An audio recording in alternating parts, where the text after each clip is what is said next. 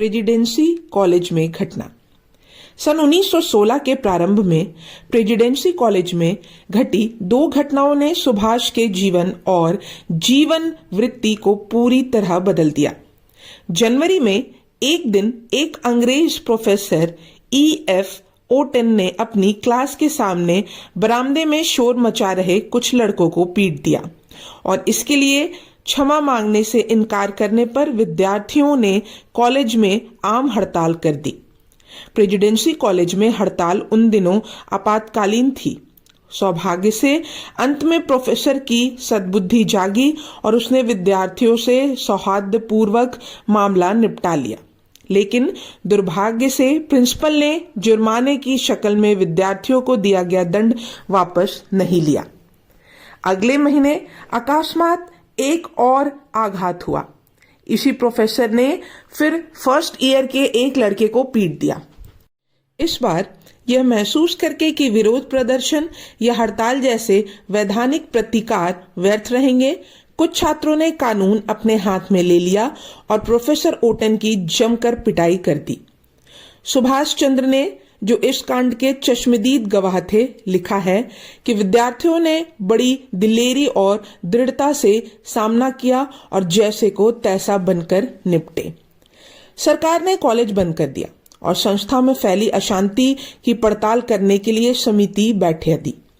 गड़बड़ी में प्रिंसिपल भी सरकार को खफा कर बैठा और मुअत्तिल हो गया, लेकिन कार्यभार सौंपते सौंपते भी वह एक कार्रवाई करता गया। उसने सुभाष समेत काली सूची में शामिल सभी विद्यार्थियों को बुलाया और गुर्राकर सुभाष से कहा, बोस, तुम ही कॉलेज में सबसे उपद्रवी हो, मैं तुम्हें निकाल रहा हूं। सुभाष बोले, धन्यवाद, और घर चले गए। प्रबंध समिति ने प्रिंसिपल के आदेश की पुष्टि कर दी और कॉलेज से उनका नाम काट दिया।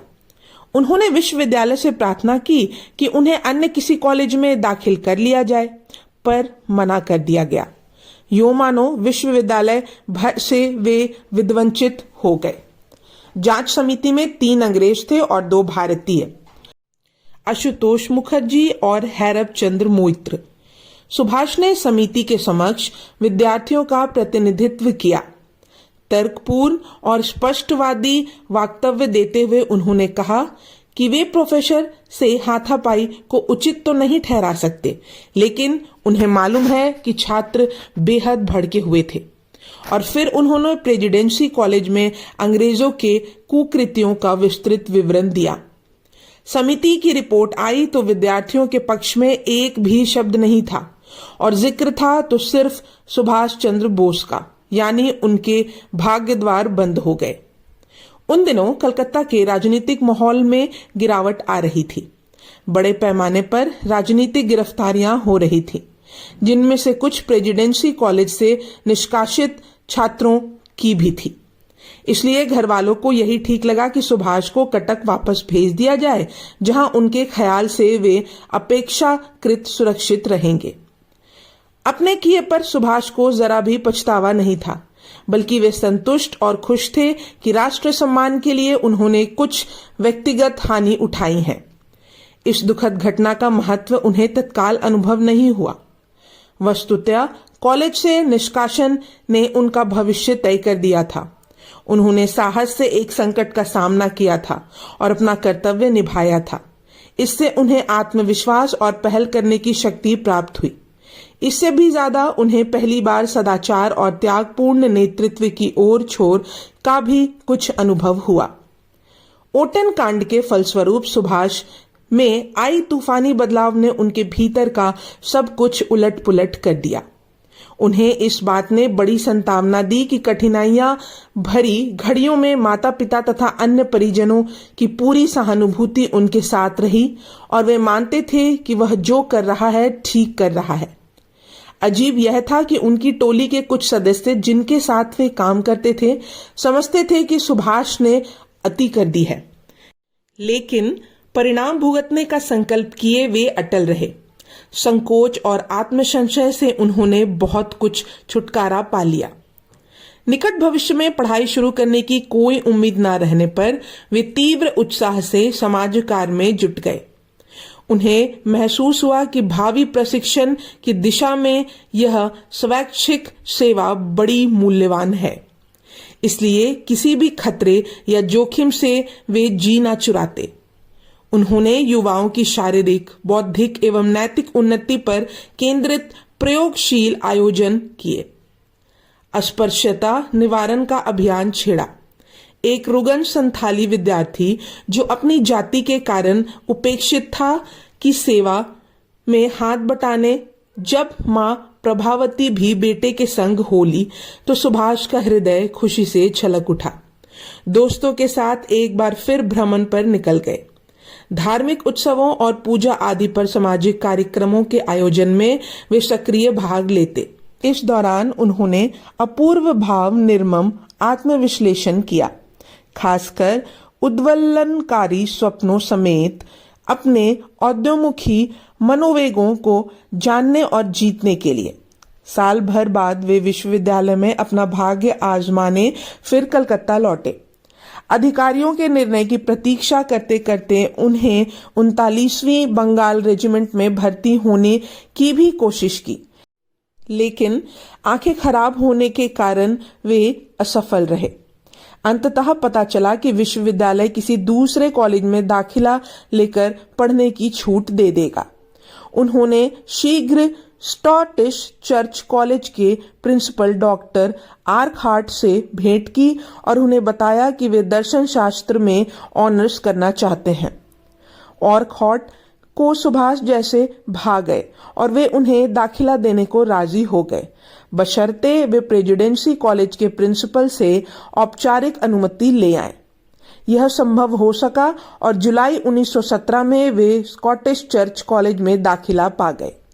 सुभाष ने पाया कि प्रोफेसर आर्कहार्ट ने केवल व्यवहारिक कुशल और दूसरों का ख्याल रखने वाले व्यक्ति हैं, बल्कि दर्शन के अत्यंत योग्य शिक्षक भी हैं। सन 1916 में सुभाष एक ऐसे सेवानिवृत्त सैनिक अफसर से मिले थे जिसे युद्ध में मेसोपोटामिया भेजा गया और तुर्की में भी बंदी बना लिया गया था। इस अफसर के कारनामे सुनकर सुभाष सेना में भर्ती होने को बेहद मचले थे। बाद में सरकार ने इंडिया डिफेंस फोर्स को एक विश्वविद्यालयी इकाई टेरिटोरियल आर्मी के गठन की मंजूरी दे दी। इसमें भारतीय होने के शारीरिक मापदंड सेना जितने कड़े नहीं थे, इसलिए सुभाष इसमें पास हो गए। सैन्य अनुभव ने उनके जीवन को एक नया आयाम दिया। एक उज्जड़ स्कॉट कैप्टन ग्रे युवा रंगरूटों का प्रशिक्षण था। शुरू में फोर्ट विलियम्स के सेना अधिकारियों ने समझा कि सैनिक के रूप में बंगाली छोकरे एकदम विफल रहेंगे, लेकिन 4 महीने के शिविर जीवन और 3 सप्ताह के मस्कट अभ्यास के बाद यही छोकरे अपने प्रशिक्षण को भी मात देने लगे। सुभाष को इस प्रशिक्षण के बाद एक नई शक्ति और आत्मविश्वास का एहसास हुआ। अपनी कंपनी के साथ कवायद करते फोर्ट विलियम्स सेनालय में प्रविष्ट होते समय उन्हें लगा मानो वे सब एक ऐसी जगह पर कब्जा कर रहे हैं जो सदा में उनकी है, लेकिन अन्यायपूर्वक छीन ली गई है। कॉलेज का 3रा साल सैन्य क्रम में बीत गया। चौथे साल सुभाष ने अपना सर्वस्व पढ़ाई में लगा दिया और दर्शन शास्त्र लेकर 1919 में प्रथम श्रेणी में ऑनर्स पास किया। योग्यता सूची में उनका स्थान द्वितीय था, लेकिन तब तक दर्शन शास्त्र से भी उनका मोहभंग हो चुका था और अब वे प्रयोगात्मक मनोविज्ञान की तरफ झुकने लगे। अतः MA उन्होंने इसी विषय में करने की ठानी। एक शाम पिता ने उन्हें अपने कमरे में बुलाया, जहां उनके बड़े भाई शरद चंद्र भी मौजूद थे। जानकीनाथ ने सुभाष से पूछा कि क्या वे इंग्लैंड जाकर इंडियन सिविल सर्विस की परीक्षा देना चाहेंगे। फैसला करने के लिए उन्हें सिर्फ 24 घंटों की मोहलत दी। सुभाष भौचक थे, लेकिन कुछ घंटों की सोच के बाद ही उन्होंने तय किया। यही सही परिस्थितियों की प्रबलता ने एक बार फिर उनकी योजनाएं उलट-पुलट कर दी। उन्होंने सपने में भी IAS पास करके अंग्रेज सरकार की नौकरी करने की नहीं सोची थी, पर अब यह भविष्य का मसला था।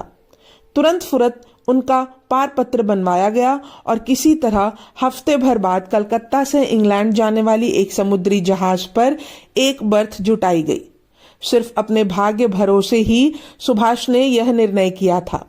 उन्होंने अपने दल के मित्रों से भी विचार विमर्श नहीं किया था, पर यह तो उन्होंने इंडियन डिफेंस फोर्स में भर्ती होते समय भी नहीं किया था, क्योंकि वे लोग इसे उचित नहीं मानते थे। विलायत जाने का फैसला भी उनका अपना था और जो इन रिश्तों को खत्म करने वाले भी था। इसका मतलब था अतीत से नाता तोड़ना और बढ़ते जाना। उनका जहाज 15 सितंबर 1919 को इंग्लैंड की ओर रवाना हुआ था। यह भाग यहीं समाप्त होता है। तब तक के लिए धन्यवाद।